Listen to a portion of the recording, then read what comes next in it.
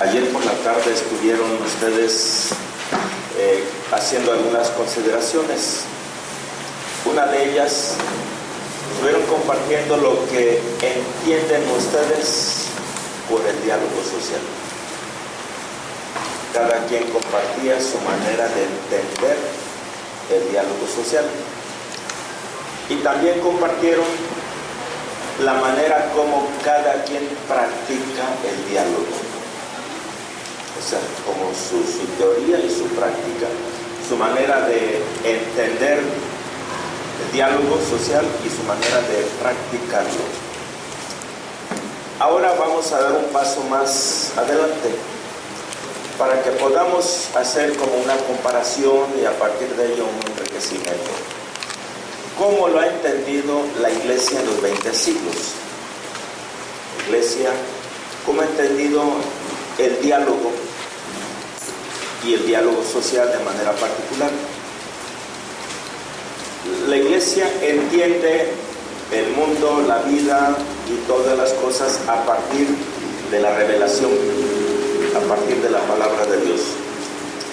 Y es por eso que vamos a hacer ahora esta tarde como algunas preguntas. ¿Qué nos dice la palabra de Dios sobre el diálogo social?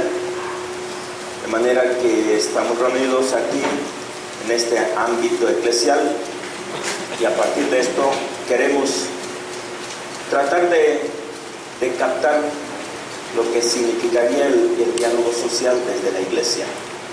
El diálogo social ha sido como una línea de acción que se ha propuesto en México, tanto en la sociedad civil como desde la Iglesia. Y pues cada quien tiene su propio concepto, su manera de entenderlo. Y ahora vamos a tratar de enriquecer nuestra manera de entender el diálogo social, pero a partir de la enseñanza de la Iglesia. Vamos a tomar tres documentos específicos para esto. Uno es una encíclica de Pablo VI, de allá del año 1964, sobre lo que él quería que pudiéramos entender sobre el mandato que tiene la Iglesia en el mundo. En un segundo momento vamos a tomar un documento de los obispos mexicanos sobre el asunto de la paz, que en Cristo nuestra paz México tenga vida digna. Algunos trazos de lo que los obispos proponen en el asunto del diálogo. Y por último vamos a tomar la exhortación del Papa Francisco, Evangelii Gaudium, también algunos puntitos. Él habla específicamente del diálogo social. Entonces, vamos a hacer un recorrido breve y muy sencillo, de manera que podamos tener algunos elementos a partir de la fe que nos ayuden a enriquecer nuestra manera de entender el diálogo. Entonces, tenemos estos tres textos. ¿Quién me ayuda con la maquinita esta? Primero les decía es Ecclesiam Suam, una encíclica de Pablo VI del año 1964. En ella, Pablo VI dice algunas cosas que son importantes desde esa perspectiva. La Iglesia se hace palabra. La Iglesia es una comunidad de creyentes que tiene una palabra que decir al mundo y a todo aquel que la quiere escuchar.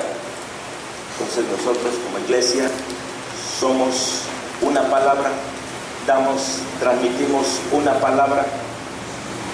Nuestro intento es que transmitir la palabra de Dios, y es una palabra que tiene un significado para el mundo.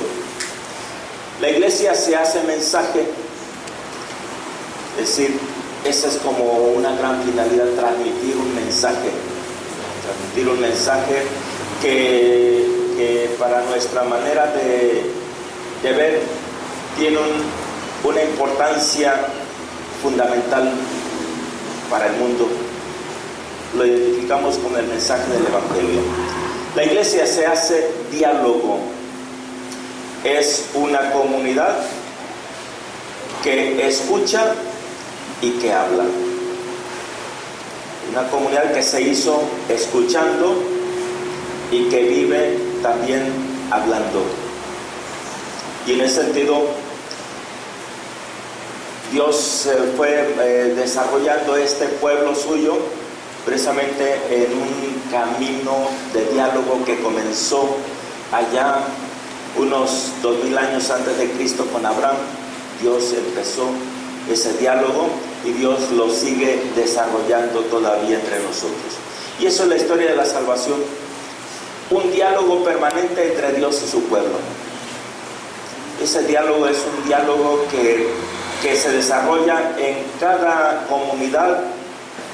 Dios reconoce a su pueblo y le habla, y este pueblo escucha, y este pueblo también le habla a Dios. Entonces hay como toda una conversación entre Dios y su pueblo. Y en este sentido, Pablo VI nos está tratando de ayudar a entender este asunto. ¿Cómo es que dialoga Dios con su pueblo? ¿Cómo le hace Dios para dialogar con su pueblo? Y dice que esta relación de diálogo Dios la realizó, Dios Padre la realizó por medio de Cristo en el Espíritu Santo. Sí. Ese diálogo que desde la creación del mundo y desde toda la historia de la salvación Dios ha comenzado, pongamos, si nos tomamos la Biblia, desde Abraham,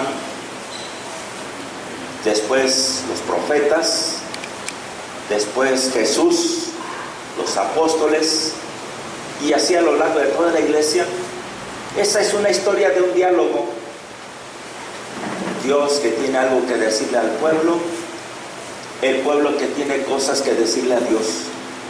Entonces se habla de una conversación amorosa. Ese diálogo, así como Dios dialoga con su pueblo, es el modelo que la iglesia tiene que seguir para dialogar con el mundo, con la humanidad.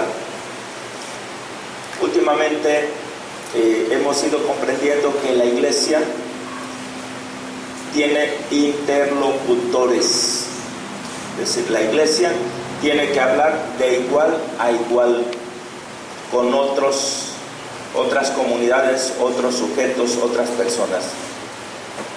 Una comunidad en una localidad es una comunidad de la iglesia, pero tiene otros interlocutores.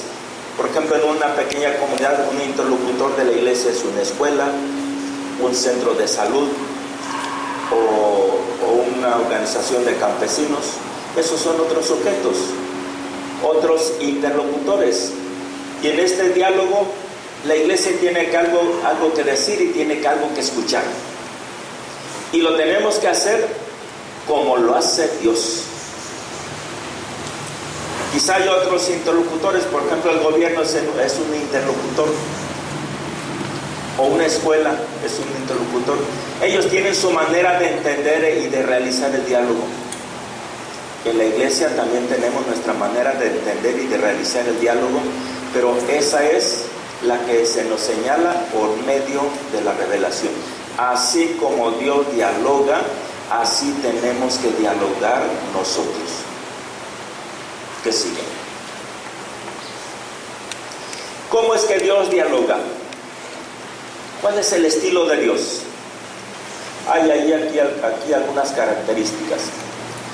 Dios dialoga con su pueblo y para esto Dios toma siempre la iniciativa. Dios comienza. Dios es el que en medio de la fiesta va y saca a bailar. Toma la iniciativa, es el primero que comienza.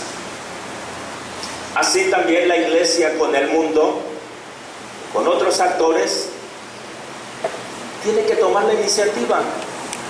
Tenemos que ser los primeros, los que salgamos y pongamos la mesa para sentarnos con otros. No esperar que otros nos busquen, otros nos llamen.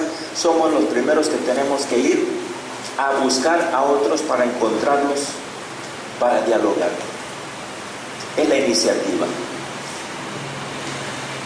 Claro, muchas cosas en muchas ocasiones nos buscan a nosotros.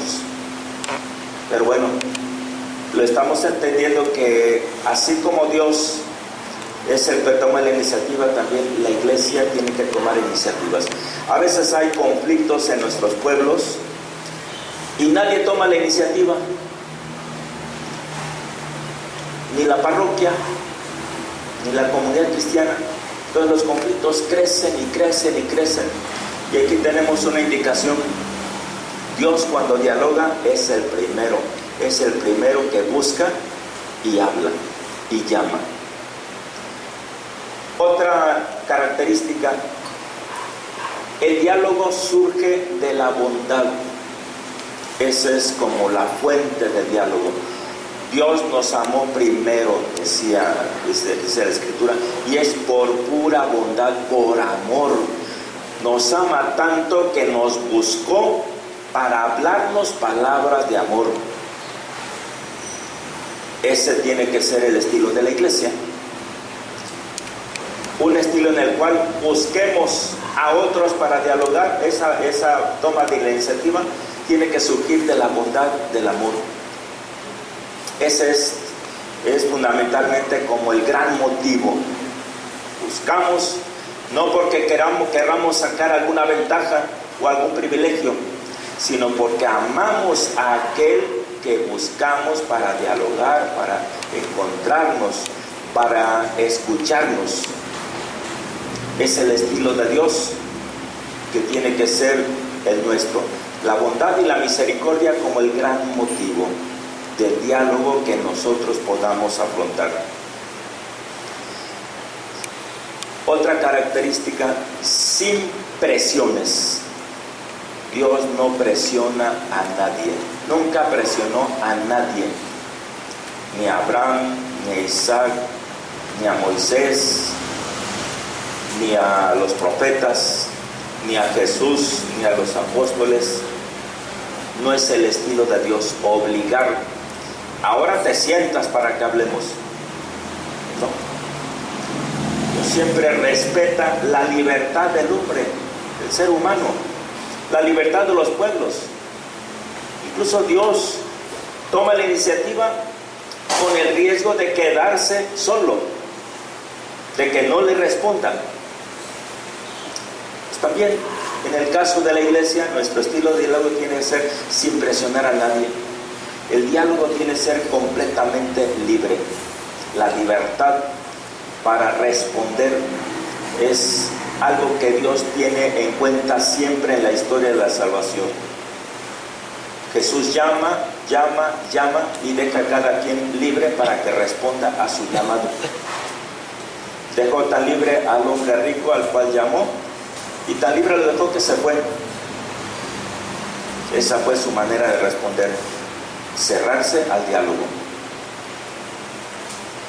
Otra característica es que este diálogo es universal y no excluye a nadie.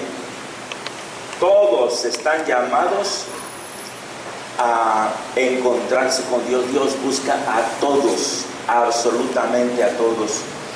No hace a un lado a nadie. Y esa indicación es importante para la iglesia. La iglesia busca a todos.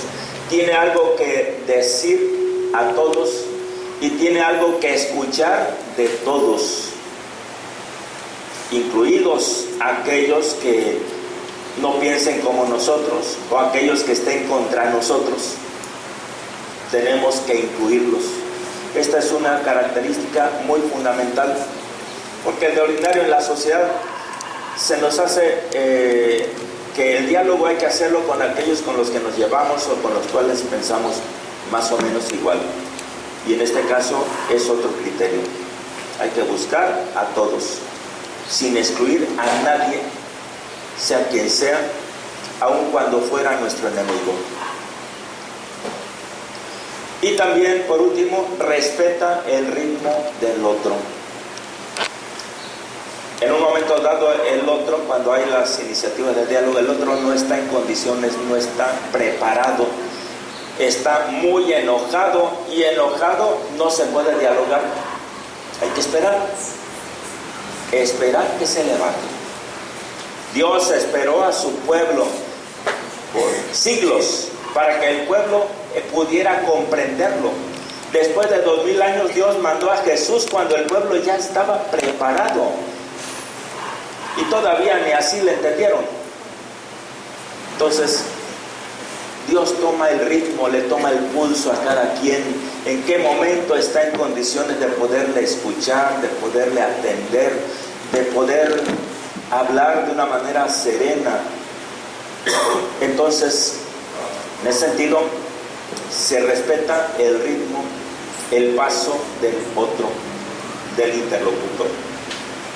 Hay con quienes es posible dialogar ahora, hay con quienes no es posible dialogar ahora, pero ¿qué tal mañana o pasado mañana?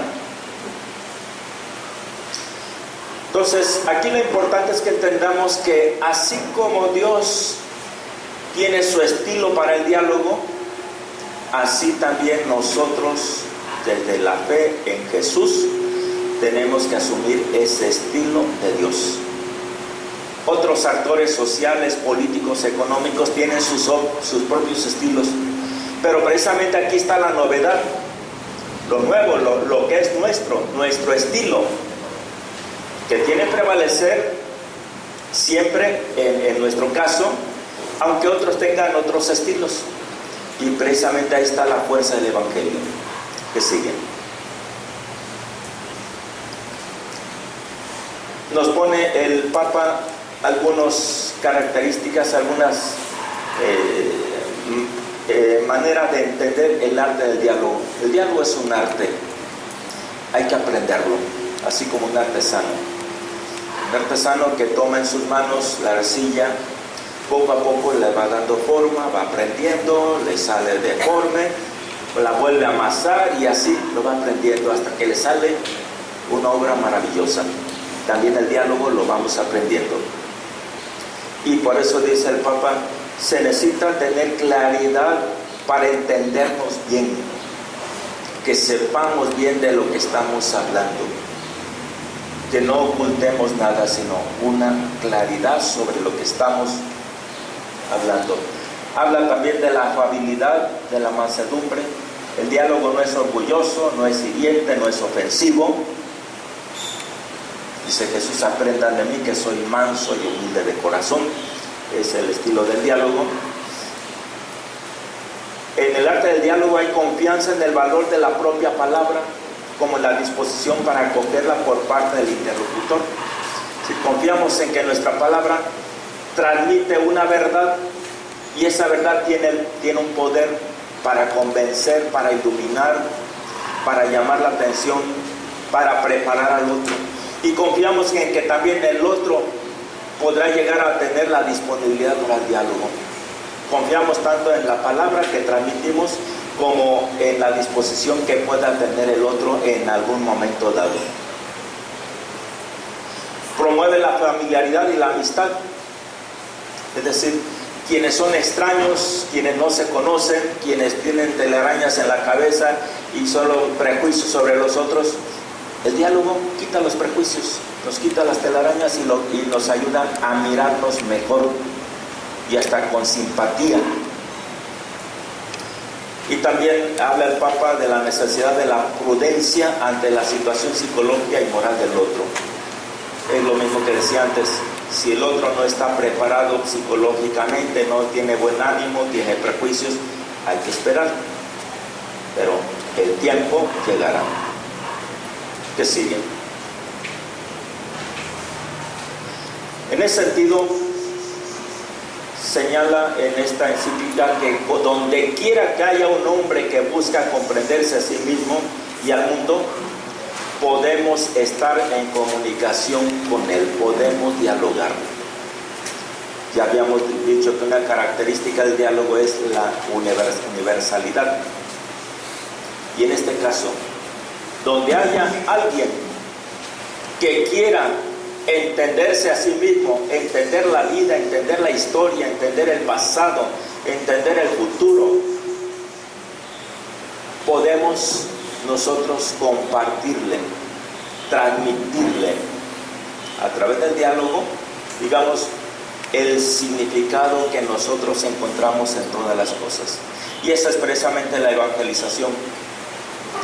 La evangelización es una palabra que se ofrece a aquella persona, a aquel pueblo que anda buscando el significado de su vida, de los acontecimientos, o de los problemas, o del sufrimiento, o del futuro, o del pasado.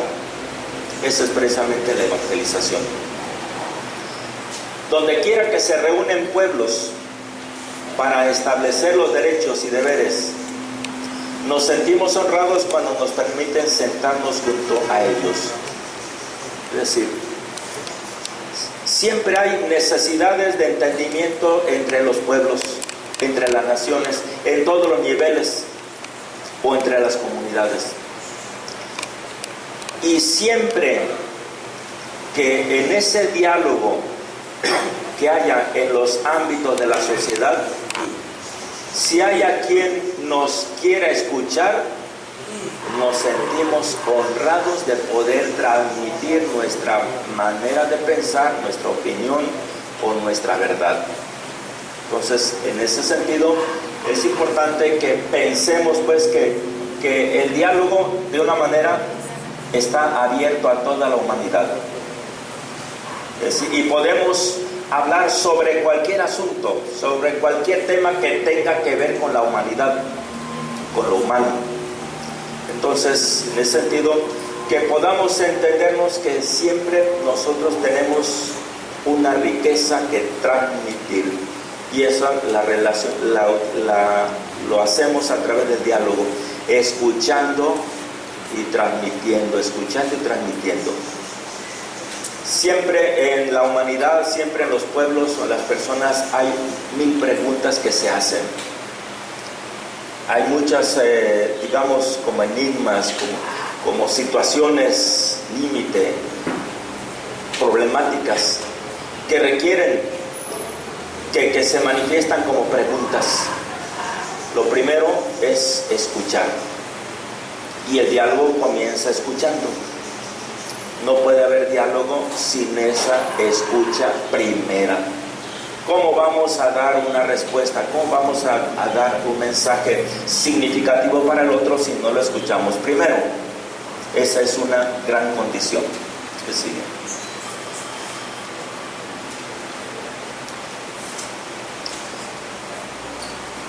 Y hay un número en esa encíclica donde el Papa habla del diálogo por la paz. Y dice que la apertura de un diálogo, como debe ser el nuestro, y aquí expresa algunas características: desinteresado, objetivo y leal, ya decide por sí misma en favor de una paz libre y honrosa. Es decir, habla de que siempre tendríamos que estar abiertos al diálogo, la apertura al diálogo, y con esas características. Pues un diálogo con esas características siempre abona a la paz. Siempre, como su efecto, su fruto es precisamente la paz. Excluye fingimientos, rivalidades, engaños y traiciones. No puede menos de denunciar como delito y como ruina la guerra de agresión. Toda agresión, todo daño a la dignidad de la persona o de los pueblos está contra la paz. Entonces, el diálogo es precisamente una forma de afrontar toda esa serie de situaciones que dañan precisamente a la humanidad o dañan a los pueblos. Bien. Damos un salto ahora para el año 2010, aquí en México. A partir del contexto de violencia y de inseguridad, los obispos mexicanos escribieron una exhortación que lleva ese título: que en Cristo nuestra paz, México tenga vida digna. Y en este documento, en esta exhortación, los obispos hacen un diagnóstico de la violencia en México, es decir, cuáles son las causas, los factores de la inseguridad y de la violencia. Pero también los obispos exponen lo que la Iglesia entiende por la paz y por la construcción de la paz. O sea, nuestra manera de entender este gran don de Dios que es la paz y la manera como nosotros desde la iglesia nos empeñamos a construirla. Y por último, ese mismo documento tiene una gran estrategia pastoral. ¿Qué es lo que la iglesia podría hacer en México para construir la paz? La iglesia y cada uno de los miembros de la iglesia. Hay una parte donde habla del lenguaje de la paz y habla de las herramientas que se consiguen con la educación y que capacitan para hablar un lenguaje de paz. Primero hace toda una descripción de los gestos, de los lenguajes, de los pensamientos, de las ideas, de las emociones y toda esta situación que es agresión, que es violencia, como en la dinámica cotidiana, con muchas de nuestras expresiones y nuestros lenguajes son lenguajes violentos. Entonces, en ese sentido, se habla de que tenemos que aprender el lenguaje de la paz, y esto se aprende en la educación. Y la educación la entendemos desde la infancia. Educación que es como el ir moldeando la mente, el corazón de las personas. Y en ese sentido, algunas herramientas para la paz, el lenguaje de la paz: el testimonio, la fuerza moral, la razón y la palabra. Aquí simplemente quiero resaltar el tema de la palabra. Con la palabra nosotros transmitimos lo que somos y lo que llevamos dentro. Si llevamos violencia, transmitimos violencia. Cualquier palabra que nosotros expresemos es violenta y hiere, lleva la intención de herir y de agredir y de hacer daño al otro.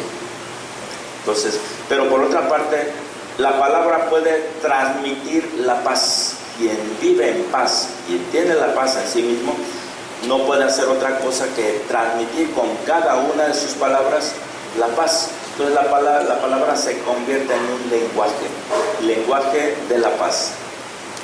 En ese sentido, proponen los obispos promover el diálogo como camino real para la superación de todas las confrontaciones. Diálogo como camino. Aquí nos hace pensar que el diálogo no es solamente un evento, que un día nos juntamos y platicamos y ya no. El diálogo es un camino que hay que recorrer, que muchas veces no es fácil, que muchas veces es complicado, pero así es. Entonces, es sentido el diálogo como camino para superar las confrontaciones. Y en ese sentido, los obispos nos señalan que tenemos que aprender a dialogar y sobre todo tenemos que aprender a escuchar. Quizá en los procesos de diálogo, eso es como lo más decisivo. ¿Qué tanto sabemos escuchar al otro, al que piensa distinto o al que es distinto? Entonces, en ese sentido, es importante que podamos, a través de la educación, irnos capacitando precisamente para ese lenguaje de paz que sigue. Y en este mismo documento los obispos asumen algunos compromisos. Compromisos que tienen que hacerse, digamos, reales en el ámbito de las comunidades cristianas. Uno de ellos, animar el diseño e implementación de un proyecto de diálogo para llegar a acuerdos nacionales en los cuales nadie sea excluido. Este primer compromiso precisamente está señalando algo de lo que estamos queriendo hacer. Diseñar, implementar proyectos de diálogo para llegar a acuerdos nacionales, es decir, entre todos, donde nadie sea excluido. En toda esta situación de violencia, de inseguridad que viene de muchas partes, en Guerrero, pongámonos a pensar toda esta crisis social, crisis política, donde hay muchos actores, hay actores que están en el gobierno, hay actores en la sociedad civil, actores en los pueblos, digamos, ¿cuál es la actitud que tenemos de unos hacia los otros? En ese sentido, es importante el poder pensar en que un día podamos entendernos. En la prensa escuchamos siempre a diario noticias de unos que están contra los otros. Por ejemplo, ahorita estamos con las campañas políticas. Claro, cada partido le echa tierra al otro y es una serie de confrontaciones, de descalificaciones. Es la manera de hacer política y la manera de hacer campañas. Pero por otra parte tenemos organizaciones sociales y tenemos instituciones públicas, las instituciones del gobierno. ¿Qué actitud hay entre unas y otras? Y en el mismo ámbito de la sociedad civil, organizaciones diversas. ¿Será posible pensar en que un día podamos sentarnos unos con otros desde la sociedad civil para poder escucharnos? Eso es lo que tendríamos que pensar. Todos tenemos algo que aportar al diálogo y a la solución a los graves problemas. Entonces, ¿por qué excluirnos? Y de hecho, por ejemplo, el tema de la violencia es un tema tan complejo que tiene que ver con la economía, tiene que ver con la cultura, con la educación, tiene que ver con la política, tiene que ver con la cultura. Se va a solucionar cuando cada quien ponga su parte. ¿Y cómo vamos a poner nuestra parte cada quien? Pues poniéndonos a hablar, escuchándonos unos a otros. Entonces, en ese sentido tenemos que ir entendiendo que se requieren acuerdos nacionales y a esto solamente se llegan a través del diálogo. Y por eso señalan, sin acuerdos en distintos órdenes de la vida social, caemos en una yuxtaposición de proyectos de grupos. ¿Qué quiere decir esto? Que unos quieren un país de un modo, otros quieren un país de otro modo y otros de otro modo, y cada quien hace lo suyo, pero no se encuentran. ¿Y cómo podemos hacer un país así?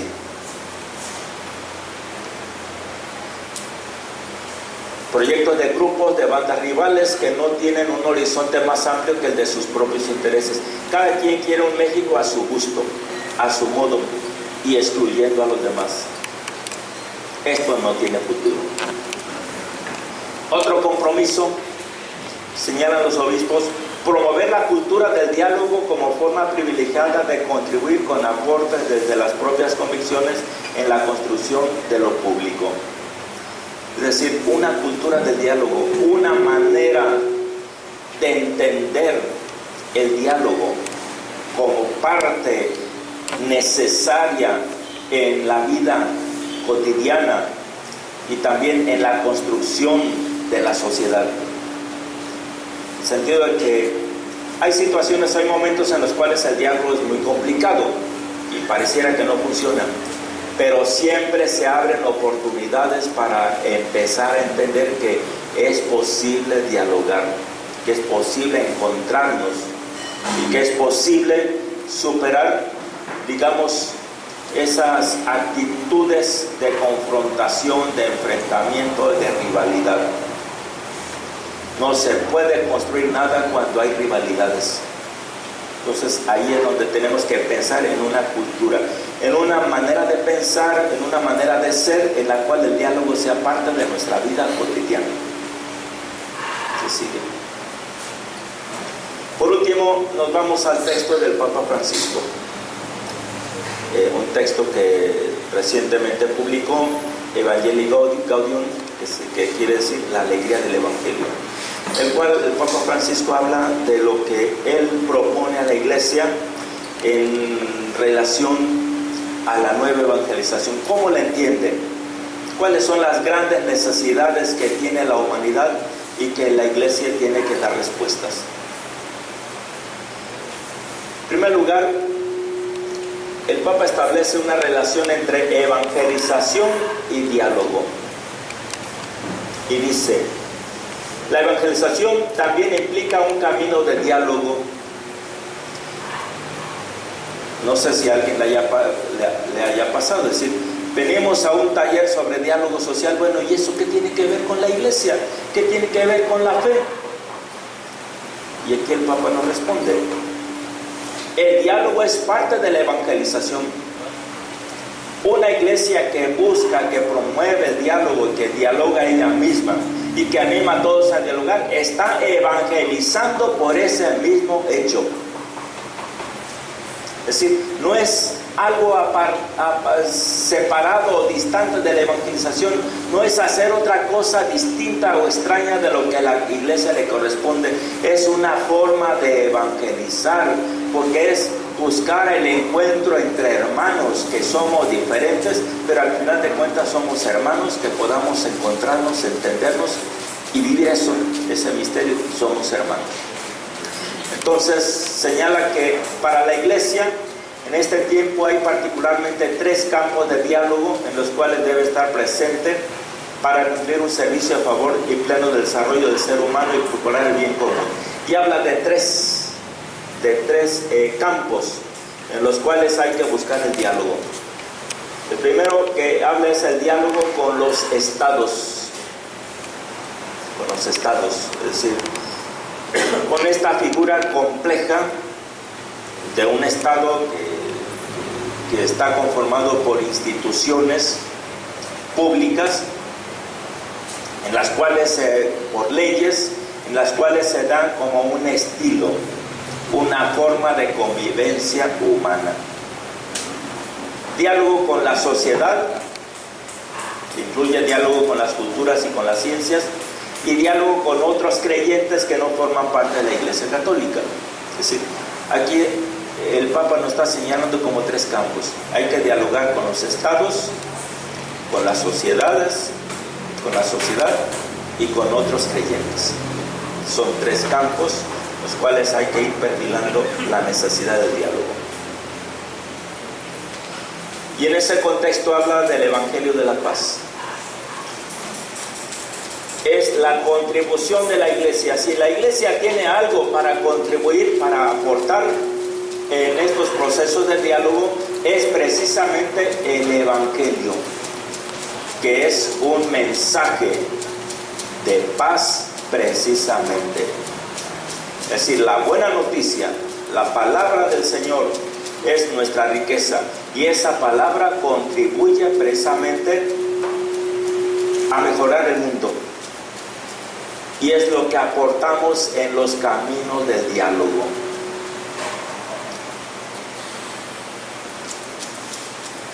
Y dice que en ese sentido está abierta la colaboración con todas las autoridades nacionales e internacionales para cuidar este bien universal tan grande. Al anunciar a Jesucristo, que es la paz en persona, la nueva evangelización anima a todo bautizado a ser instrumento de pacificación y testimonio creíble de una vida reconciliada.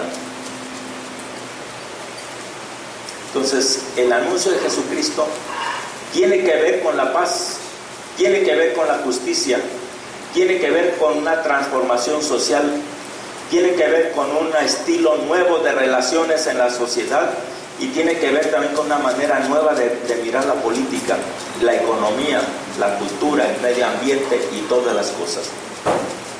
Porque la palabra de Dios, con el poder del Espíritu Santo, renueva toda la tierra y transforma todo. Transforma al ser humano desde dentro y transforma también todos los ámbitos donde el ser humano vive y todo lo que construye el ser humano. Entonces, en ese sentido, es nuestro aporte. El Evangelio lo transmitimos cada vez que dialogamos, es decir, con nuestro estilo de diálogo, con nuestra manera de entender la vida, nuestra manera de entender al ser humano, nuestra manera de entender las relaciones entre unos con los otros, nuestra manera de entender la justicia, el perdón, la misericordia, donde quiera. Con todo eso es que enriquecemos los procesos de diálogo, y es lo que aportamos a final de cuentas. Y ese es un aporte decisivo para la paz. En ese sentido, habla el Papa de acompañar el diálogo. En el diálogo con el Estado y con la sociedad, la iglesia no tiene soluciones para todas las cuestiones particulares. Nosotros no tenemos soluciones para las cuestiones económicas o políticas o sociales, no las tenemos. ¿Por qué? No nos toca tener las soluciones. Entonces, ¿qué es lo que sí nos toca?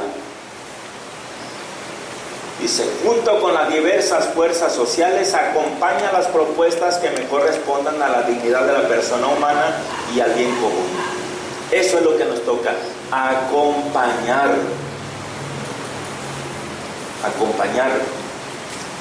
Es decir, cómo desde la iglesia nos hacemos acompañantes de unos y de otros, de actores de la economía, de la cultura, de la educación, de la misma sociedad en los pueblos, y podemos animarlos a que se encuentren y puedan hacer un proyecto común para mejorar las condiciones de vida de todos.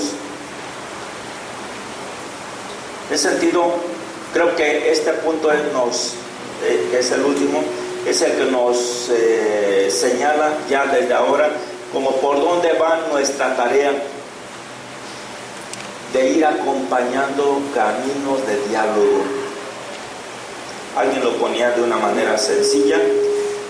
Lo que nos toca es acomodar una mesa, ponerle sillas e invitar a unos y a otros a sentarse a la mesa para que se escuchen. Y escuchándose, empiecen a entenderse y empiecen a apreciarse y empiecen a hacer algo en conjunto que pueda dar un mejor resultado en la construcción de una sociedad mejor. Por eso en los diálogos sociales se han pensado diálogos para la justicia. La justicia es un tema fundamental para el diálogo. Tiene que ser un resultado del diálogo también. Diálogo para la verdad. La verdad es lo que importa. Cuántas cosas se ocultan o cuántos engaños se propalan. Diálogo tiene que hacerse y sostenerse en la verdad y para la verdad. Y después de todo, la paz se construye a partir de la verdad y a partir de la justicia. En ese sentido, es que tenemos que ir pensando cómo desde nuestras comunidades cristianas, desde nuestras parroquias, de nuestras diócesis, nosotros podemos ir generando iniciativas de diálogo donde nadie quede excluido y donde animemos a los que son diversos a conversar, a escucharse y a buscar caminos para mejorar las condiciones de vida de todos. Entonces, con esto, lo importante, algo así como recapitulando, es que comprendamos para comenzar que una forma de evangelizar es dialogar y animar el diálogo entre todos. Es evangeliza sin pronunciar muchas palabras, sin hacer muchas maromas, pero eso es evangelizar. Es lo que hacía Jesús. Juntaba a sus discípulos. Fíjense la diversidad de discípulos que tenía Jesús. ¿Recuerdan cuáles eran los oficios de los discípulos? De los 12. Pescadores, gente ruda que solamente sabe sacar pescado del mar. Tenían, ¿a quiénes más? Un cobrador de impuestos que trabajaba para los romanos. Y del otro lado, ¿a quiénes tenían? Tenía Judas, el zelota, y el Judas Iscariote, que era simpatizante de los celotas, eran guerrilleros. Algunos apóstoles que eran del partido de las guerrillas que estaban contra los romanos. Así que pone a estos guerrilleros con el cobrador de impuestos a comer en el mismo plato. Tienen que dialogar. Si quieren andar con él, tienen que dialogar y tienen que llegar a entenderse, tienen que escuchar. Entonces Jesús precisamente en la construcción de su comunidad, tiene esa pedagogía del diálogo y esa pedagogía que señalábamos ya desde el principio, las características que el diálogo ha de tener. Bien, ¿alguna pregunta o comentario para concluir con esta parte? Sí. Padre, el Papa cuando dice no se puede dialogar con el diablo, ¿a qué se refiere? El Papa Francisco. A ver, alguien que le conteste al Padre Tami. Sí, yo quiero entender, pero no, mejor quiero escuchar. ¿Alguien le quiere contestar? ¿O lo mandamos con el mismo diablo para que le conteste?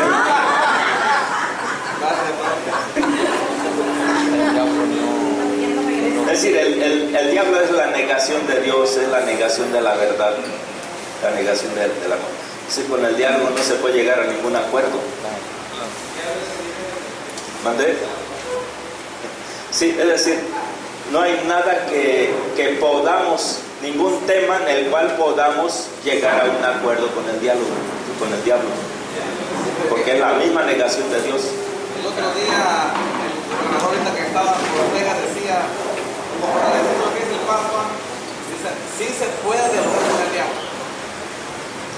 Miren, se puede dialogar incluso con los narcotraficantes, pero los narcotraficantes no son el diablo. Traen el diablo arriba, pero no son el diablo. Sí, yo creo que hay que entender bien. Y podemos dialogar hasta con los corruptos. Hay algo que tenemos que buscar caminos de diálogo hasta con los corruptos, con los abusivos. Sí, pero ellos no son el diablo. Y hay que entender, es decir, no se puede satanizar al pecador, al que anda mal o al que hace daño. Y quizá en ese sentido lo diría ese político. Sí, pero el diablo es el diablo y no se identifica con ningún ser humano. Sí. Sí.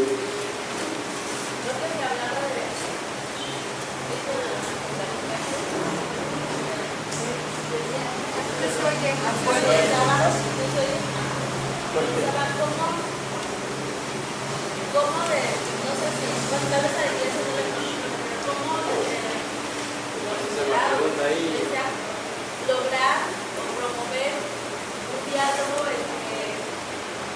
tal vez grupos criminales, como para, viendo este contexto de violencia, cómo sería el camino como para conocer un diálogo para...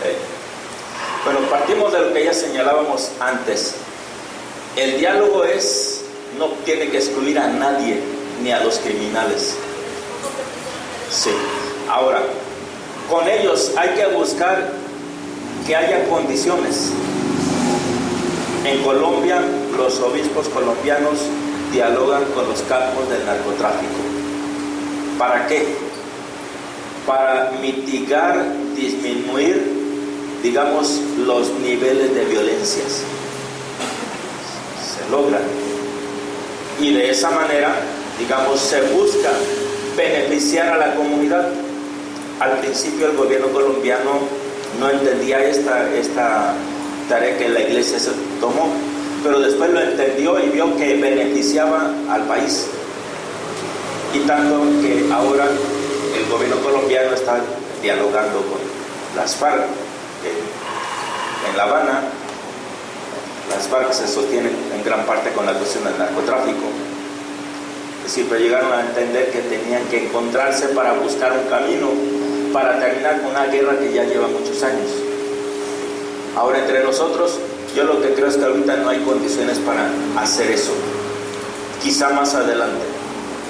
Pero el diálogo tiene que ser universal y habrá que buscar el momento y la forma. Yo no sabría decir en este momento cómo, pero partimos de ese hecho, de esa característica de que tiene que ser universal. Muy bien. Bueno, entonces con estos elementos ya concluye esta parte, que sería ver desde la fe qué le añadimos a nuestra manera de entender y de practicar el diálogo. y cómo entenderíamos el diálogo social. Ahora va a venir con nosotros el padre Adalberto. Se va a creer mejor, ¿no? El licenciado Adalberto.